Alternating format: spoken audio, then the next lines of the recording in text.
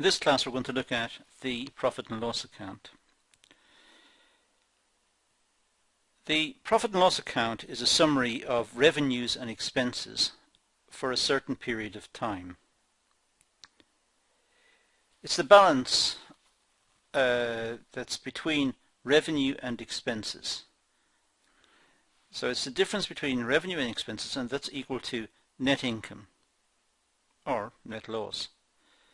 And net income is just another way of saying profit. Very simple profit and loss account. We have revenue of 10,793 and costs of 5,318, and subtract one from the other and you get the net profit, 5,475. So very straightforward exercise. Take away cost from revenue. It is a profit and loss account after all, so that's what it would suggest. Revenues are gross sales, that is money received for goods and services sold. Goods returned and discounts are deducted from gross sales to yield net sales. And companies may record their revenues and costs on either an accrual or cash basis. Now this term accrual, well, an accrual basis records revenues and costs in the year in which the sales take place. The revenue from the sales may not be received until a future time period. So if a sale is recorded this year but the actual payment is received next year, that's called an accrual. It's a payment in the next accounting period, but the actual transaction took place in this accounting period. The sum was paid in the future. A cash basis records revenues and costs in the year in which the payment is received. So an accrual involves two time periods. Perhaps the sale takes place now, but the revenue is received in the next time period. That's an accrual.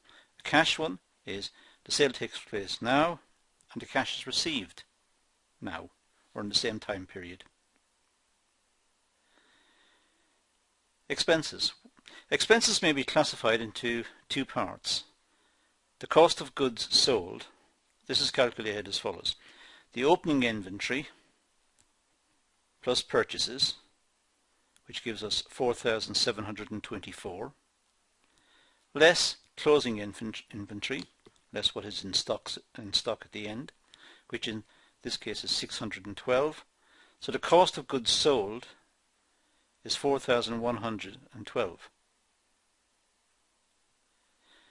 Now, as for inventories, well, there are different ways of valuing inventories, and this will be dealt with in a class on stock control. So, a larger topic.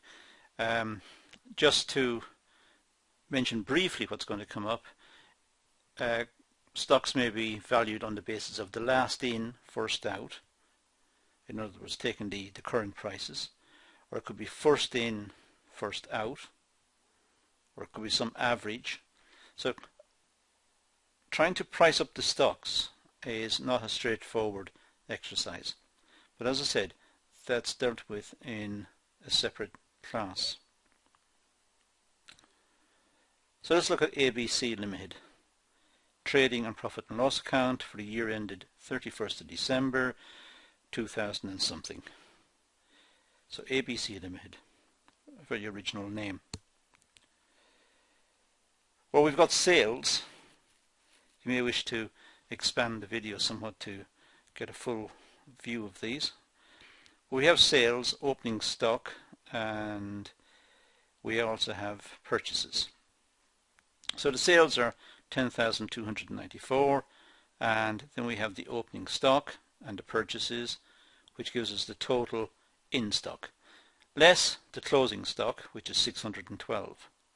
So the cost of sales is 4,112. In other words, if we subtract that from the sales figure, we have a gross profit of 6,182. So that's our gross profit.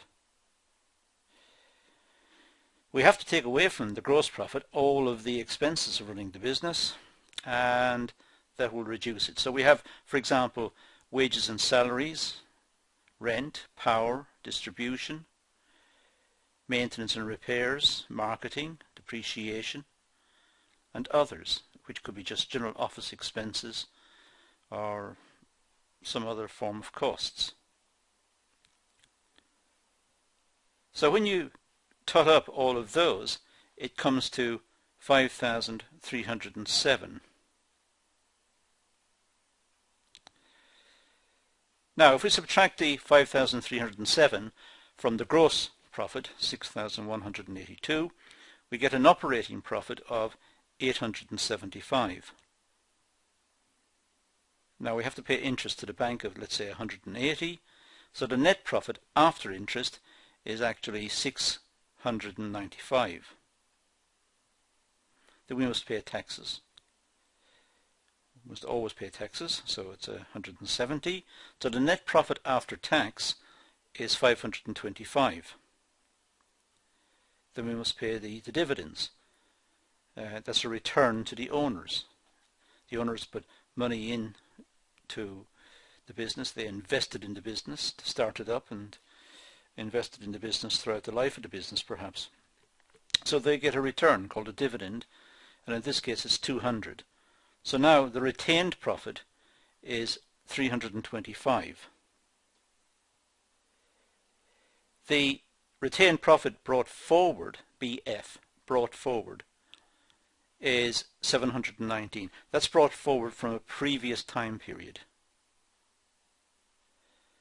So the retained profit carried forward, the retained profit CF carried forward, in other words, the retained profit from now on until the next set of accounts is 1,044.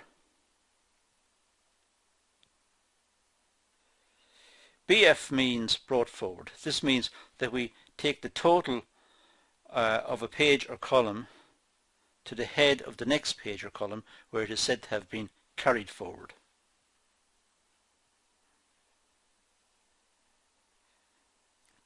We could do all of that again. We could say, look at the previous year's accounts,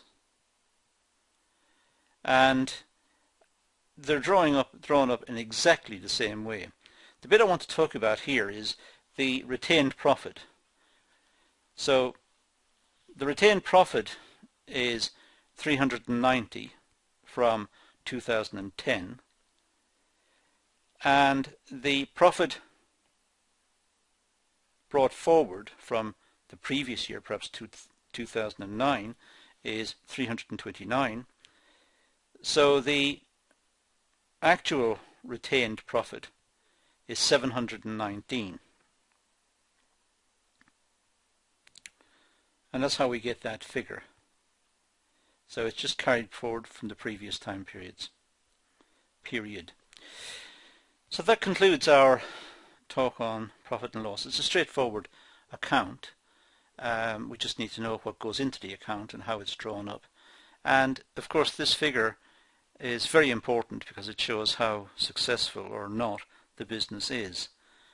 It's also used in the balance sheet, and it's used in many documents, important documents for the business. Certainly if the business wished to borrow money from a bank or from some institution, they would want to see the profit and loss account. And of course the profit and loss account is a part of financial accountancy, and this would be signed off by professional accountants, so that it is a well accepted figure. It's a well accepted figure at the end, the profit or the loss. It's signed off by accountants, it has been checked, and it is an important figure. That's all I want to say about this, so thank you for watching.